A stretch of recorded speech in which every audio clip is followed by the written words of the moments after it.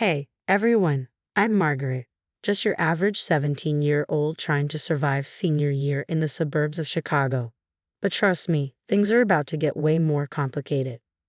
Margaret, honey, have you started on those college applications yet? Grandma Eleanor's voice echoed from the kitchen, breaking my focus from the stack of brochures on my desk.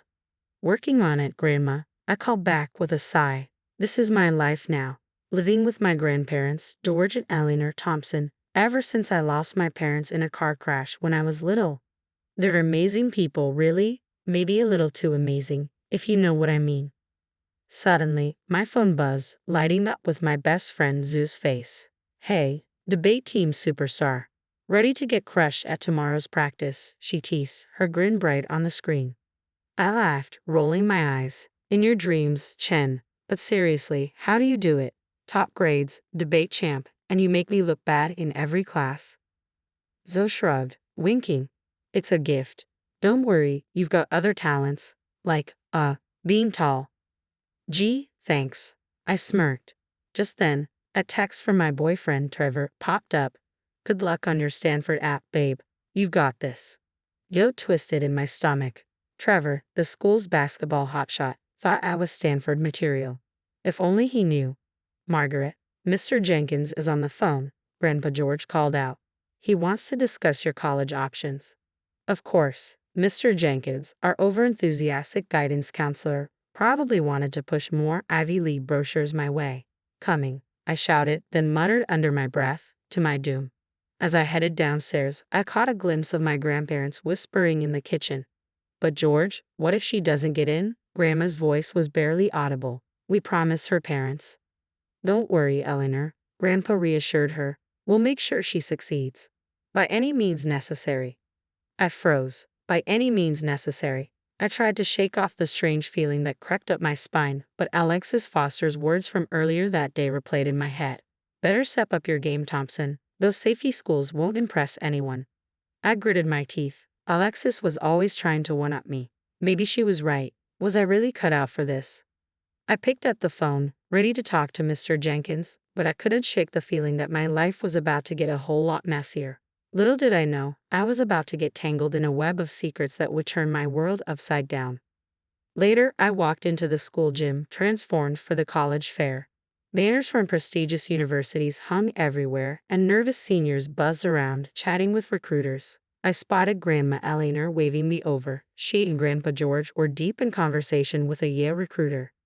There she is, Grandma called out, her smile widening. Our Margaret is quite the achiever, Grandpa boasted. Valedictorian of her class, you know. I froze. Valedictorian? I wasn't even close. Oh, and she founded the debate team, Grandma added, her eyes gleaming with pride. Such a leader, our girl. My mind spun. I only joined the debate team last year.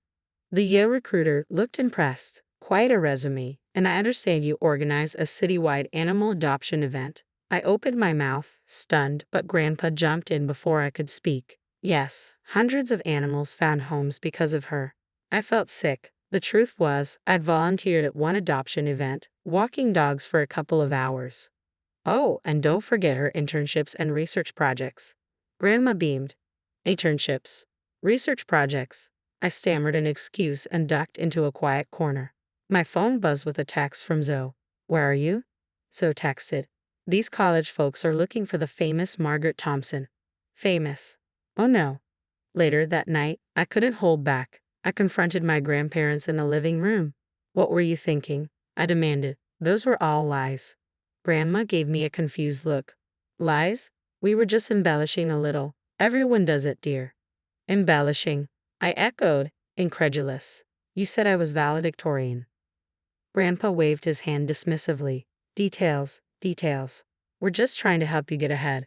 Do you have any idea how competitive it is out there? But it's wrong. It's fraud. I shot back. Grandpa's face turned stern.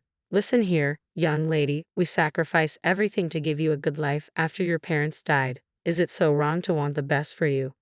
I felt the pang of guilt, but I couldn't let it go. But this isn't right. It feels like we're building a life that's not even mine. No buts, Grandma interrupted. This is how the world works, Margaret. You need every advantage you can get. The next day at school, I pulled Zoe and Trevor aside at lunch, my stomach twisting. Guys, I need to talk to you. It's serious.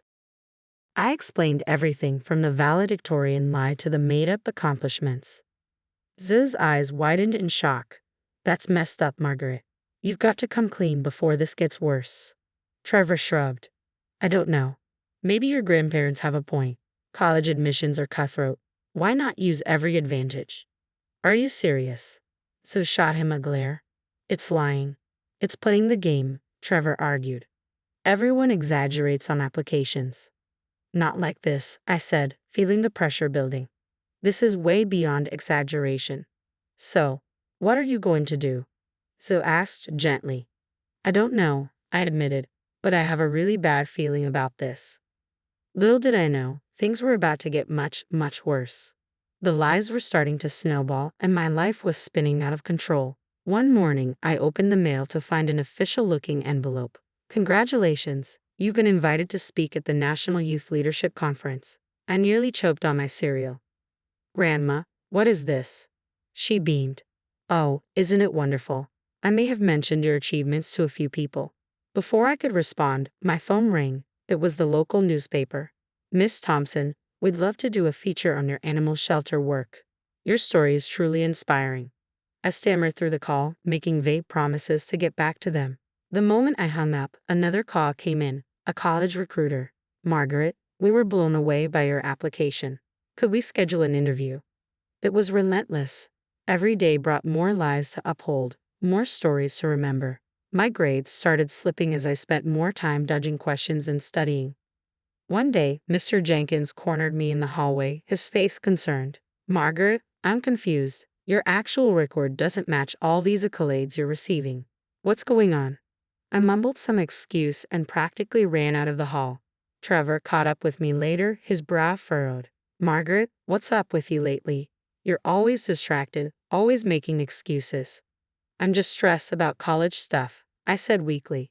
He shook his head. It's more than that. I feel like I don't even know you anymore. Maybe we should take a break. I watched him walk away, straight toward Alexis Foster. A few days later, Alexis cornered me at my locker. Her smug smile said it all. I know what you've been up to, Thompson. All those fake accomplishments. I've got proof. My blood ran cold. What are you talking about? She smirked. Drop out of the running for the Mitchell Scholarship or I'll expose everything. At home, my grandparents were in full fantasy mode, chatting with neighbors. Did we tell you about our dear friend, the governor? Grandpa was saying with a smile. He's always asking for our advice. I couldn't take it anymore. I retreated to my room, tempted to just give in. What was the point of fighting? But then I saw Zoe's disappointed face when she was passed over for a leadership position in the debate club, a role she truly deserved but missed out on because of my inflated reputation. That's when I knew I couldn't keep living this lie. It was time to come clean and no matter the consequences. I spent the next week gathering every piece of evidence I needed. My real transcripts, records of my actual volunteer hours, everything. Then, I waited until my grandparents were in the kitchen, brainstorming for my Harvard interview. We'll need to step up our game, Grandma was saying. Don't worry, Grandpa replied. We could say she interned at the White House. I hit record on my phone, capturing every word. The next day, I scheduled a meeting with Mr. Jenkins and the college recruiters who'd been hounding me. My hands shook as I walked into the conference room. Thank you all for coming, I began, my voice trembling. I have a confession to make. I played the recording, showed them my real records, and explained everything. When I finished, the room fell silent. Mr. Jenkins was the first to speak. Margaret, I don't know what to say. This is a serious ethical breach. One of the recruiters nodded, but then added, it is, but coming forward like this, that takes real courage. The fallout was intense. My grandparents faced social ostracism, and there was talk of possible legal trouble. I couldn't bear to face them, so I moved in with Sue's family, who welcomed me with open arms. Alexis tried to expose my story, but it backfired when her own unethical behavior came to light in the process. Trevor reached out, apologetic. Margaret, I'm sorry I doubted you. Can we start over? I shook my head. I'm sorry, Trevor, but right now, I need to focus on myself. In the months that followed, I dedicated myself to rebuilding my life on genuine accomplishments. I started a support group for students dealing with ethical pressures, doubled down on my schoolwork, and even secured a real internship at an animal shelter. When graduation day came, I wasn't valedictorian, but as I stood there in my cap and gown, I felt something far better: pride in my real achievements and excitement for the next chapter. Zoe grinned at me from the audience, and I smiled back. This time, it was going to be my real story. Margaret's journey from deception to redemption raises a question for all of us. How far would you go to achieve your dreams? If you were in her shoes, would you have come clean or kept the deception alive for a shot at a prestigious college? This isn't just about college admissions, it's about the ethical choices we face every day. Is there a point where the ends justify the means, or is honesty always the best policy? Share your thoughts in the comments below. Have you ever felt pressure to exaggerate or bend the truth?